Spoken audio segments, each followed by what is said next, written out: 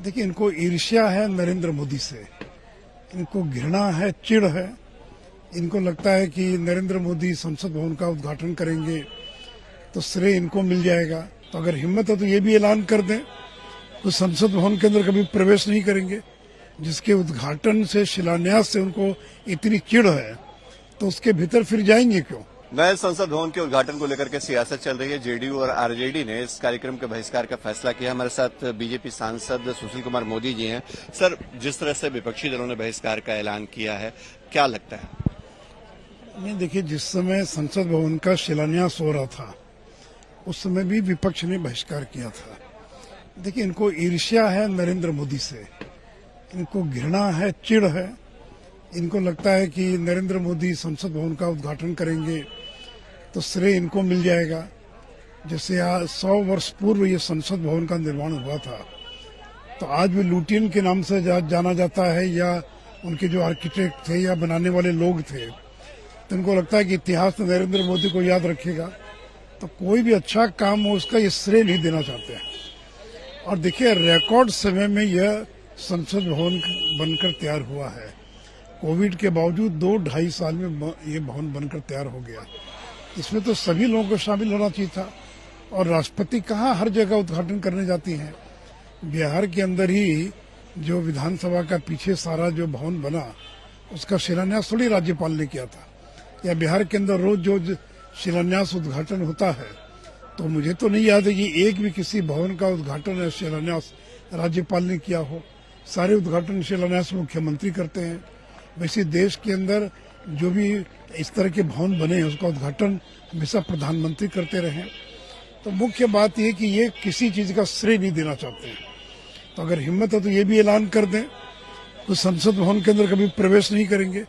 जिसके उद्घाटन से, शिलान्यास से उनको इतनी चिढ़ है तो उसके भीतर फिर जाएंगे क्यों। वहां जाना भी नहीं चाहिए। लेकिन ये लोग मजाक है, इन लोगों ने लोकतंत्र का मजाक कर दिया है।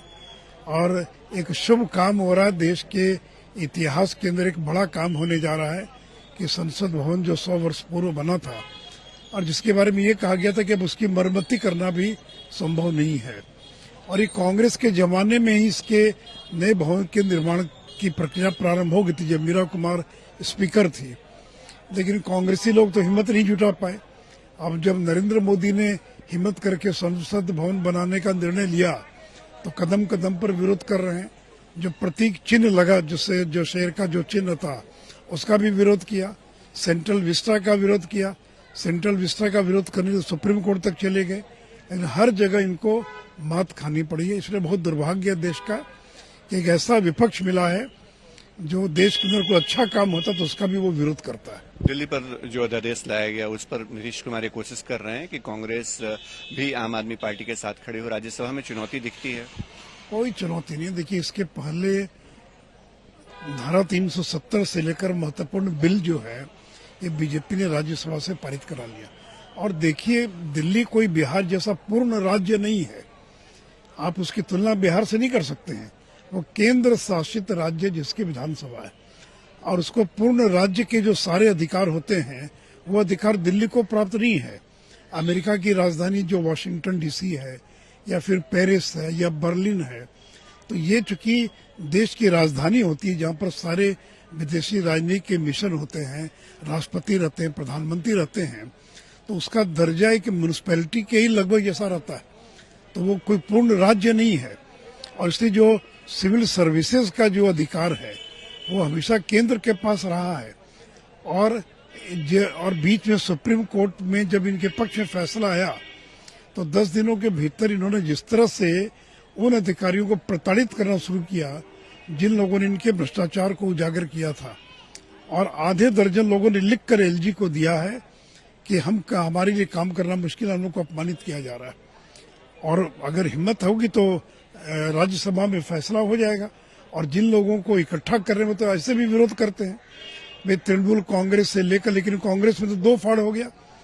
जो अजय माकन है उनका बयान देखिए कि उनका क्या बयान है, पंजाब कांग्रेस का क्या बयान आया है। उन लोगों ने स्वागत किया है इस बिल का, लेकिन हो सकता है कि अंततः कांग्रेस उस बिल का साथ दे। इसलिए उनके साथ देने और विरोध करने से कोई फर्क नहीं पड़ता है। बीजेपी सक्षम है उस बिल को पारित कराने के लिए। शुक्रिया सर आपका। सुशील कुमार मोदी बहुत स्पष्ट तौर पे कहते हुए कि जो विपक्ष है वो मौजूदा मसले पर जिस तरह सियासत कर रहा है वो दुर्भाग्यपूर्ण है देश के लिए, क्योंकि नरेंद्र मोदी का जो विरोध है कहीं न कहीं विपक्ष के एजेंडे में वही सबसे ऊपर है। सहयोगी कैमरा पर्सन आनंद के साथ शशि भूषण।